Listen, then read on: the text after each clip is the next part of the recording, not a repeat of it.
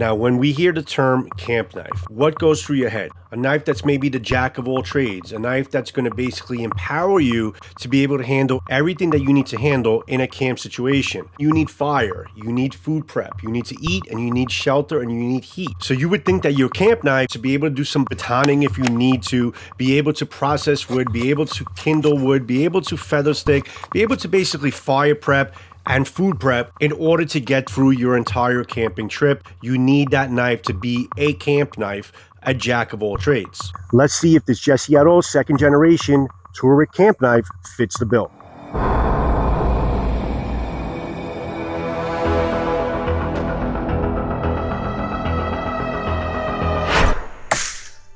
There's a very unusual aspect about this particular knife. You have all different types of knives. You have basically your knives that are made and bred to be big choppers. You have your big choppers, your 10-inch and over 12-inch large knives, big stocks, big handles, oversized, that basically handle all of the big wood chopping tasks. And then you have your finer knives, Sheath Manufactured. This is the Bushcrafter made by Work Tough Gear. These are your smaller knives, basically are made and bred to process wood and slice wood and feather stick. These knives are anywhere from 4 to about 6 inches big.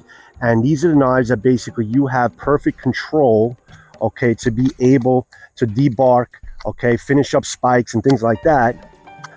These knives are basically made for that type of work because you have total control over the point and every surface of the blade.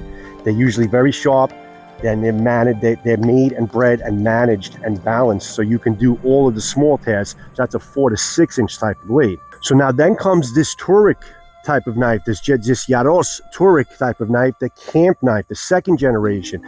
This particular knife, okay, at 8 inches is an oddity. You don't find many knives at around 8 inches. It's somewhere in between the larger knives, the larger big choppers, and the smaller bushcrafters around 6 inches. So at 8 inches, it really fits the bill as being a very good overall type of camp knife with the size of the blade. The stock of the blade, it's not bad. It's about 4.76 millimeters. It's almost 5 millimeters.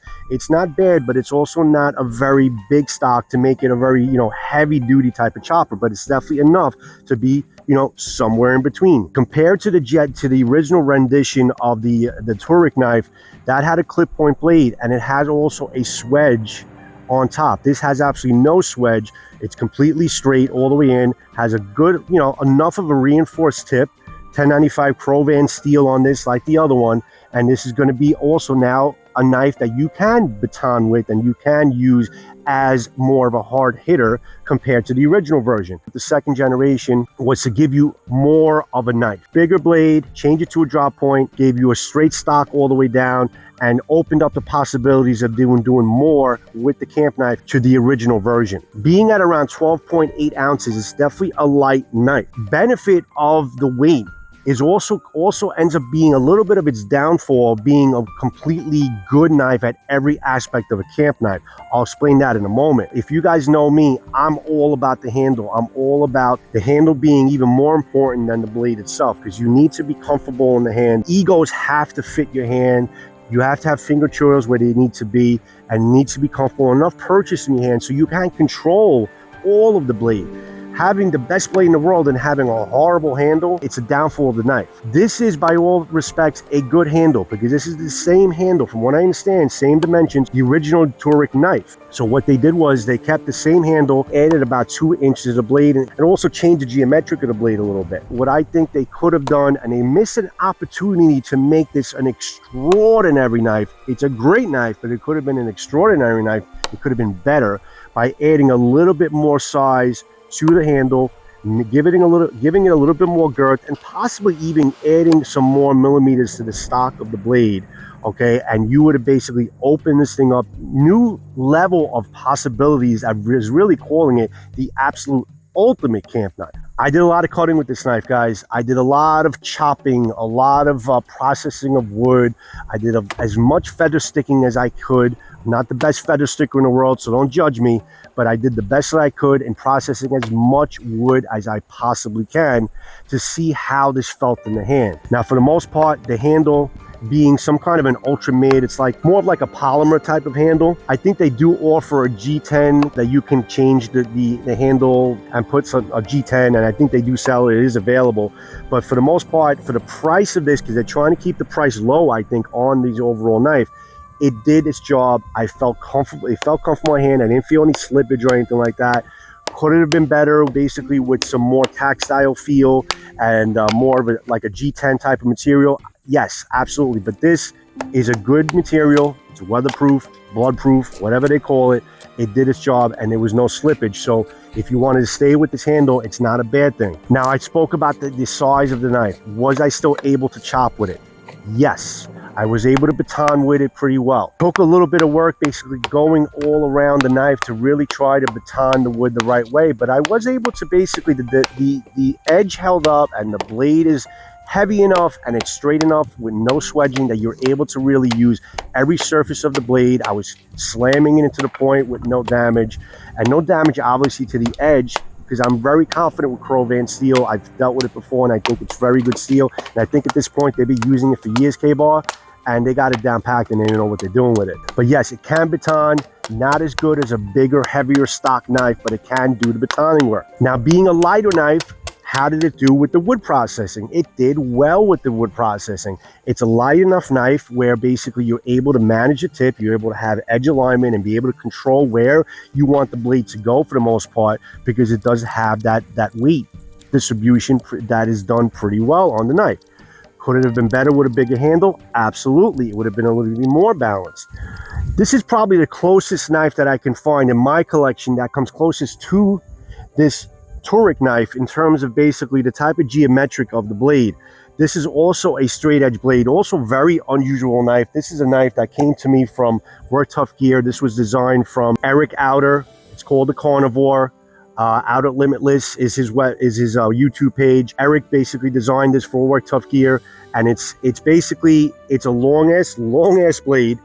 It's got a thicker stock. This is just overall a bigger knife. It's hard to compare it, but I wanted to show you basically the approach they took with the handle.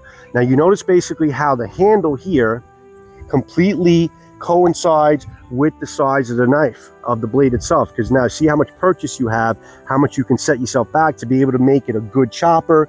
And also you have a finger choke here where you really could choke up on this. Coincides with the blade a lot better than the Turok does. You see how the handle could have been a little bit bigger to coincide with the blade. That just showed you an example in terms of a design aspect of it. Now I can't go into the head of the designer. I don't know what they were going for. I think maybe, if I would imagine so, they're trying to maybe keep the price close to what the original was, because if you add handle and add stock, it's going to increase the price. Maybe they wanted to keep the price at a certain point, but I just think that this is a great knife, but it could have been better if they kind of sized the handle a little bit better. One other little pet peeve I have of this is, you notice how the bolts basically are protruding out a little bit. You can kind of feel the actual bolts. This could have been a recess in a little bit more.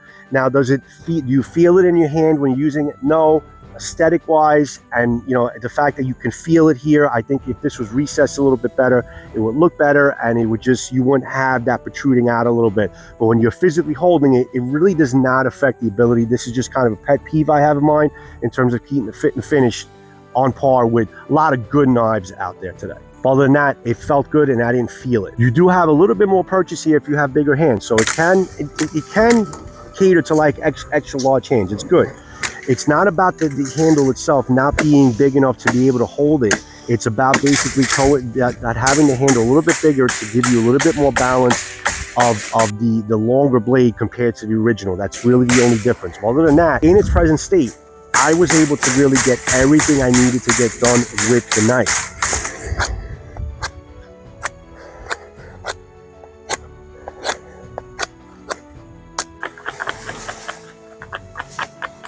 See, I processed a long branch, cut it, using the chopping ability of the knife, and basically cutting ability, using every part of the blade. I made a little bit of a tent spike here, and now I'm going to basically try to make a notch and just use, you know, every portion of the blade that we can to really try to get the work done. A tent spike, and we have a little bit of a notch to kind of cut the cordage. So basically maybe tie up some paracord or something like that once you stick it in the ground. and you're able to kind of make up your tent. So here's, you know, one spike, one notch I made up, a couple more to go, and you could tie up a tent in the woods. So there's your camp knife at work. So let's talk about the designer from K-Bar. The designer was Jesse Jarosz, okay? He designed this knife and the first generation of it in the clip point. You could definitely take a look at his bio on K-Bar's website. Very interesting individual. He grew up in the country on acreage in Nebraska. Interesting guy, and he's one of the designers from K-Bar. So again, the blade length is around 8 inches. 1095 Cro-Van steel at drop point. No swedge like the original. The blade thickness, again, is at 4.76 millimeters. The blade width is around 1.75 inches. It's a flat grind, a wonderful flat grind. It's got a Rockwell hardness like pretty much most of the K-Bars at around 56 to 58, which is great. Doesn't make it brittle, and it's hard enough to basically get through your edge retention well without having to sharpen it all the time. Also makes it very easy to sharpen and to bring it back to a sharp edge that you can keep on working with it on the field with maybe like a field sharpener. The knife is 100% American made. The sheath is made in Taiwan. It's got that brown Ultramid polymer type of material. Now the important thing about the handle, it's a 5-inch handle, but the inner grip of the handle which is pretty much like Scab says, which is true. The most important part of it is the inner grip is around 4.5 inches. My particular hand, just to give you a size perspective, is around 3.5 inches from here to here. So around 4.5 inches, it definitely, I'm pretty comfortable with it in my hand. So the inner grip at 4.5 inches is definitely a good grip. And I think that's why they left the grip exactly the same, because they figured it'll work for most people. The overall knife is around 13 inches. Again, it's around 12.8 ounces, a very light and nimble 12.8 ounces, which kind of works with the knife, basically doing some fine work with it being light and having more control over it. All right, so let's talk about the sheath itself. This is the only thing that's made out of the States. It's made in Taiwan, which is not a bad thing. This particular sheath is a vertical carry. I know there's different types of clips here, Molly clips, that you can change it around if you want to change it to a scout carry for any reason. It is a long knife though. This is probably the best type of carry. What I like about this is the fact that you do have Velcro here that you can kind of take it off and take the sheath completely out and keep this here and be able to replace it, so you don't have to take your belt off or anything like that, to be able to use a portable type of fashion. The sheath itself is very well done. If you notice, if you move the Velcro over, you have it in stamp. It says K-Bar, and it has the Jarosz symbol, which is pretty cool. And then you're able to put the Velcro over it, and you also have a little bit more billboard warning here with K-Bar. But this is a really nice, smooth sheath. It's a polymer type of grip. I really like the feel of it, the texture of it. It's just a really, really nice sheath. And as far as the fit, guys, the fit of this knife into the sheath is excellent. Kind of has a clip right here, okay, basically where the plastic just kind of locks into place. Now you can basically jump out of a plane with this thing at your hip, and this thing is not coming out. As far as blade rattle, blade wiggle, absolutely nothing. This is probably as perfect as you're going to get as far as a fit of the sheath and the knife that you're going to get, okay? And it's very easy to kind of pop out, but it's a click in, clicks right in. You have this locking clip, very easy and manageable, and it looks good. It locks into place. The sheath works the way it's supposed to work. It looks fine, and I'm really digging the sheath a lot. This is probably the first thing that drew me to this knife when I first opened it. The knife itself has a beautiful black, the powdered coating. It has the billboarding of K-Bar in Olean, New York. It has on the other side the 7511, which is a stock number, and it says Jarosz. It's a really attractive looking knife. It just really drew me to it, okay, as soon as I opened it. Even the handle, even if it needs to be a little bit bigger for my taste, I still think it just fits the overall aesthetic of the knife really, really well. I really like how this knife looks. I like how the fit and finish is. There's no hot spots in terms of using it whatsoever. And I did a lot of chopping and processing with this knife, and I felt no hot spots at all. But in terms of the feeling of it and really grasping this knife as hardly to basically do to what I was doing with it, I felt no discomfort and no sharp edges whatsoever. Fit and finish is fantastic. Very well made, quality type of cutlery. Guys, initial cutting out of the box. Now, it came very, very sharp out of the box.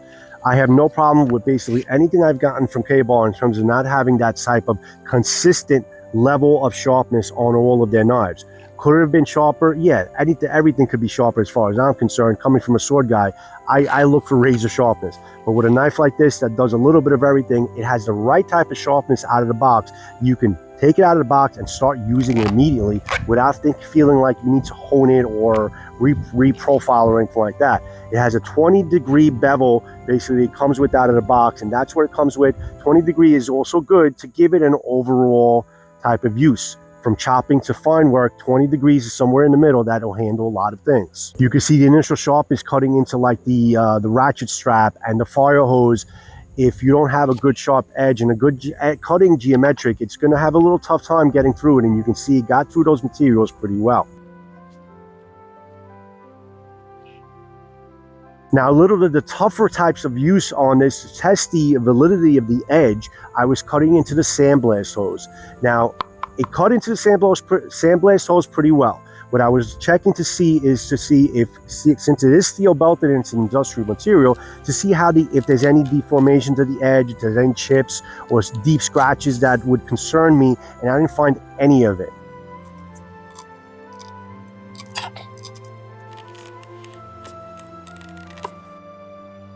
So now I went into also a steel belted tire. Now you think, why do we stab and cut into steel belted tires?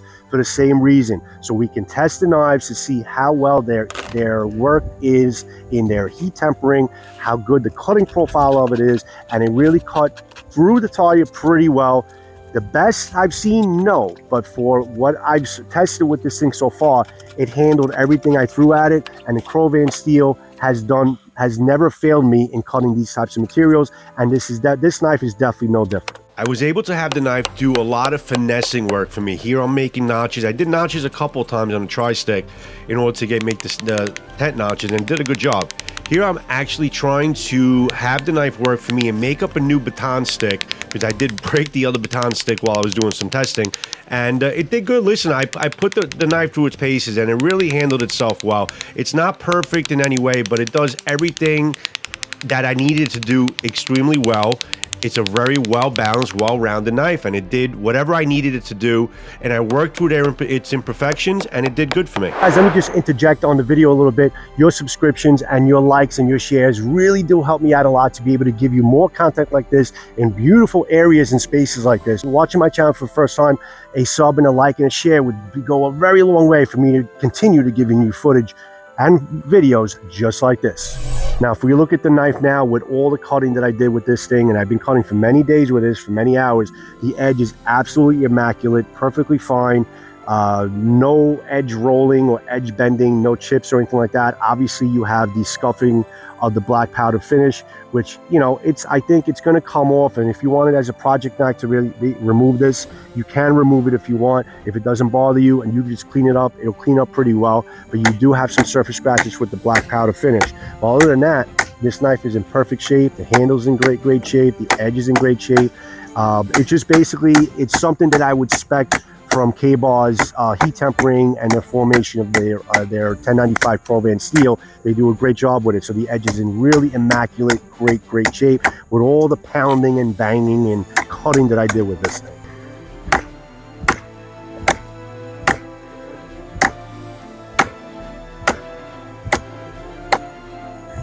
All right, so basically, guys, how did this knife do? Can it be called a camp knife? My personal opinion, okay, and you can see basically what I put this thing through. I think basically this can be a good all-around camp knife. Does it excel in any particular thing a lot better than having its counterpart as having a big blade or a smaller blade? No. What it does give you, this knife, is a well-balanced performance on all fields of a camp knife, okay? Food processing, no problem. It's got the size of the blade. You can cut into all different types of food. You can cut into a pineapple. You can carve up a watermelon. You can do small processing of garlic and things like that. All the fun things that you would like to use in a pot stew in a campfire, around a campfire, you can definitely use this blade for. Food processing will be excellent, especially the size of the blade. Wood processing did a great job, okay? Again, I mentioned about the fatigue basically going through it, but again, if this is the only knife you had in your hand, you find a way to work with it. You choke up on it a little bit more and try to use this portion of the blade to do some of the wood processing, and you will make the knife work. I was able to do everything that you want to do with a camp knife well with this knife. It doesn't excel in any particular thing a lot better than other knives, but if this is the only knife you want to take with you guys, this is a great option. I think I would definitely recommend it. I would take it with me. If I was only taking one knife with me on a camping trip, I think this thing would do great. You would have to work a little harder to chop big pieces of wood, a lot more than a larger stock knife or a heavier knife, but it'll get it done. You can process wood and you can feather stick, you can do all that stuff. It just takes a little bit more of finesse in the knife to make it work. But the important thing is, it's a camp knife. It's called a camp knife, and it definitely is a camp knife. It's a great, well-rounded type of knife from Jesse in its design. My only recommendation, like I said, is to work on the handle for a third rendition if there's going to be, and maybe add a bigger stock in the blade. And I think you really got an exceptional knife in your hands. So again, guys, great knife from Jesse Jarosz, great knife from K-Bar, consistent, great fit and finish, great quality piece from K-Bar that you will come to expect from these days with K-Bar, and a great, well-rounded, all-around type of piece, okay, that you can take as a one camp knife option. They definitely did a good job with this knife. I like it, I would take it, and I would use it.